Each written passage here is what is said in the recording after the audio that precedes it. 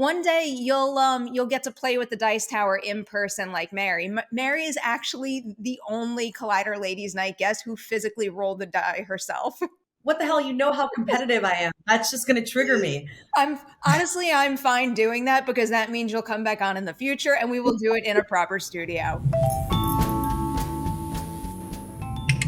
What is a little thing in your life that makes you happy? Something someone else out there might call like silly or insignificant, but it is something that brightens your day on a regular basis. I'm right now in an apartment building for filming, and seeing the people in the lobby is so exciting, or seeing people on the elevator. I'm so used to being so alone and isolated back home that I think it's boosting my serotonin.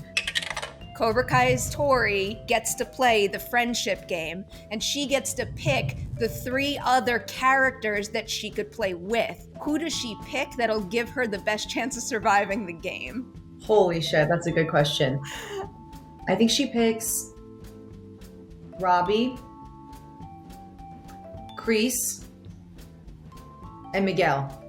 You're still going Kreese. I know, that's a wild card, but Kreese and Tori have something where they're never going to hurt one another. Hopefully. You know what? I would totally believe that. I actually think you have a chance of surviving with that assortment around you. Because Miguel's such a good guy, and Robbie and Tori, I don't know, maybe that's the wild card is Robbie. What is something that you can't be on set without? Whether it's your sides, a certain snack, something to pass the time in between scenes, you name it. Coffee. I have so many coffees in a day. Maybe that's a bland answer. I think it is a perfect answer.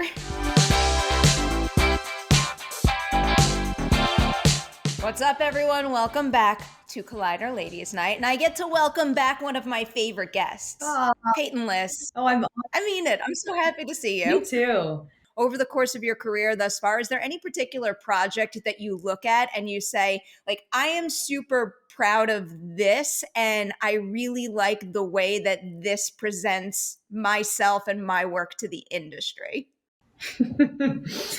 No, I always hate everything. If I'm going to be honest, at least I hate myself and everything. I'm always just like, nobody watch that. The next one will be good. Nobody watch that. I feel like I can't even judge you because I totally understand. Right? I'm like, oh God, people come up and they're like, oh my God, I watched everything you're in. I'm like, I love you, but oh my God, how? Okay, what if I narrow it down and get even more hyper specific? Like, is there any particular scene that comes to mind where you thought to yourself, like, this is going to be really hard. I don't know how I'm going to do it. But then you surprised yourself by being able to walk away and saying to yourself, like, I feel really good about how I handled that. I think season 4, All Valley, was a really intimidating thing to take on. We learned all this fight choreography really last minute. And I thought, how am I going to do this? And so once it did come together and people bought it, I was like, they bought it. Okay, cool. Here's something that I wanted to follow up on from our last conversation, because I loved all the stuff that you said about your mom, because I'm really close with my family and I just get really excited when I hear about like families supporting each other and what they love doing. And one of the things that you had mentioned is, you know, it was a challenging thing to kind of adapt to the point where your mom wasn't always on set with you. So it was making me wonder, what is something that she used to do in terms of looking out for you in the business that now you've kind of taken hold of yourself and you do for yourself? But then also, what's something about, you know, being on your own and getting out there that you realized you needed to do for yourself that maybe no one was doing for you before? Wow, that's a great question. Yeah, she did so much. I mean, she did everything from, I would learn my lines and learn the character and go in and do that. But she would set my alarm, or she would set the alarm, and I wouldn't know what my call time was the next day. And she would be like, Peyton, you got to get up. Let's go. And she would just like schedule all my appointments for me, help me out with everything. And she would also, what I realized is that she would talk to everyone for me, which I loved, because I would just sit back and be like, cool, I'm kind of antisocial. And then I realized that I was so antisocial. She's just like more of the extroverted one, but that was something that I kind of had to learn over time is like, I was like, well, everyone just talk to my mom. She's really fun, and I'll be over here reading a book. Um, so yeah, there was a lot of things that I had to adjust to. I can also understand that. All right.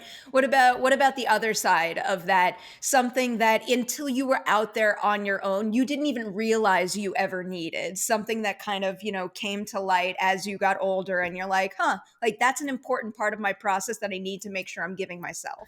I think just eating regularly, which might sound really minor, but I feel like moms are good at, making sure that you're fed and on a consistent schedule. And I think that it's really easy to just get so busy that you don't even, it's just so irregular and everything else. Like, just, yeah, she was just good at encouraging me to take care of my body, to work out, to relax. And also, she was really good at making sure I slept. Just like the very minor things, but she'd be like, go to bed. Because if you don't go to bed right now, you're going to be so screwed. And I'm just like, cool. What is something about your way of working that stayed the same since the beginning? A technique that you've always relied on and can still rely on today, but then also what's a new technique that's emerged with, the more experience you've gotten and something new you've been able to try? This isn't even necessarily a technique, but I think just having my brain switch into go mode when it needs to go, it just always comes through. Because, right now I'm working on a show and there's huge scenes every day and we're doing these big days. And the night before I'll be like, I was so focused on this scene, I'm panicking about this one today. And it just turns on and clicks when it needs to. And I'm very grateful for that. That's not even a technique. That just is me thriving off of pressure. Yeah, I kind of need that pressure. But what's a technique that I've learned recently? Maybe even something you've seen a co-star do. Yeah, I mean, I love watching other co-stars work, especially before doing an emotional scene. I love seeing some people need to all day be in that emotional mode and they need to be they need to be sort of torturing their mind all day. And then some people need to be laughing up until the minute they call action and then they get into it. So I love watching like talented older actors kind of in their method and their process. And I'm constantly just asking them so many questions. And it's just so different for everyone. And for me, I guess a technique I learned is just really creating a core memory for the person, all kinds of memories from the second you can remember as a child to now, just sort of building more so that when a character says something about a mother or father, whatever the character is, it triggers memories and responses. And that really helps me. So it's not just sitting there thinking about the line in the moment, but it's just thinking about everything else going on. I know core memory goes beyond this, but that immediately just made me think of the movie Inside Out. And I'm like, oh, if everybody maps out a character like they do in Inside Out with personality islands and everything, it'd give you like a real good understanding of who the person is. Honestly, no. And it's funny, it's like asking yourself like all of the basic questions, like, do they run late? Are they on time? Like all of the basic little things about a person. But yeah, Inside Out is such a good, what is their disgust like? What is their joy like? Honestly. Of all of the actors that you've worked with in the past, who is someone that you were immediately in sync with, where you had a very similar way of working and just like immediately kind of like flowed together the second you hit set? But then on the other hand, what's an example of an actor with a completely different approach to the work that challenged you to adapt and maybe adapt for the better? I feel oddly enough, like Martin Kove is one person that I just flowed with. I think when someone is really supportive and just likes what you're doing, and it's just so much more fun and freeing. And yeah, he's just a good time. But someone that it didn't work with. Not even that you didn't work well, but you have a different way of approaching the work, and it maybe challenged you to adapt to their techniques and process, and you gained something out of it. Well, there's a guy that I'm working with right now on this show that I'm doing for Paramount here. His name's Christian Flores, and he studied at USC for theater. And so it's and a couple people have studied here and gone to school for acting. And that's a whole new thing for me because I didn't go to college for this. I've just been sort of doing it for a while, and I just sort of skipped over the whole college thing. And to sort of adjust to him and the way he works and what he's learned and his techniques is really different. And at first it frustrated me, and I realized it's because he challenges me, and he's just really good, and he brings something to the table. And he, like, whenever we have emotional scenes, I don't even have to try because he just makes me cry, and he's just really good. But at first I was like, I don't know about this guy because he challenged me, and I had to check myself and be like, and yeah. At what point in the process of considering whether or not to do the friendship game did something click where you're like, yep, this is legit. This thing gives me confidence that it is going to be a strong film? I think it was talking to Scooter Corkle, the director. His vision for it was really strong, and what I liked about him was how humble he was, because he had directed his first movie before the friendship game, and he said, "You direct your first movie to direct your first movie," and he was like, I just want to do an even better job than I did before. And he played me. We spent a day walking around. I was filming a thriller for Netflix in Victoria, and he came to Victoria, and we spent the day just walking around, listening to music that he thought of for the movie. I saw all his creative boards and his vision, and like chatted with some of the people who he was going to collaborate with. And we like walked into a bookstore, and he showed me books he liked, and he just is just such an artist, and he's such a sweet soul, and he's so open, and he shared so much with me, and I shared so much with him, and I just had a really special connection with him. And he was like, I just want you to be able to bring so much of yourself to this, and like really bring parts of yourself to Zooza. And I thought, wow, usually people just want you to be completely someone else, but he was like, no, I really want you to bring parts of Peyton into this. Oh, So I love that. really parts of me.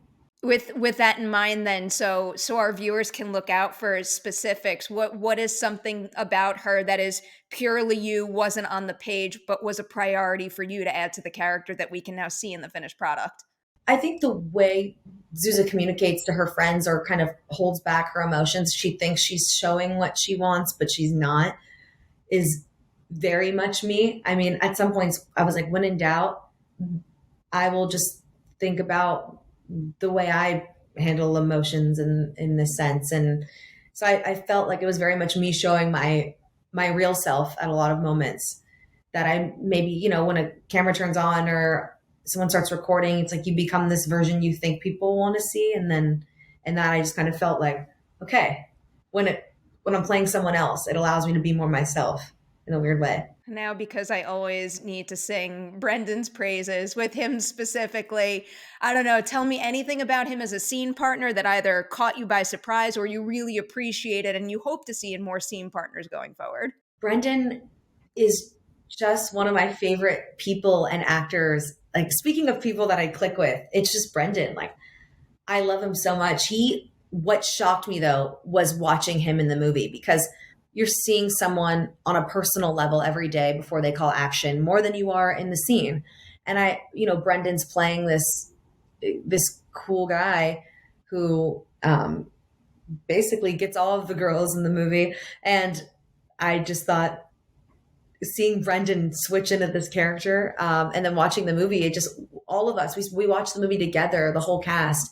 And the first thing, we all were screaming, and we just said afterwards, Brendan, you transformed. This is shocking. I mean, I can only see it so much when it's in person and it feels like it's working. But then when you watch it on screen and it's all edited together, I was like, holy shit, you're really good. You're a really good actor. Not that I didn't know that before, but you're a really good actor.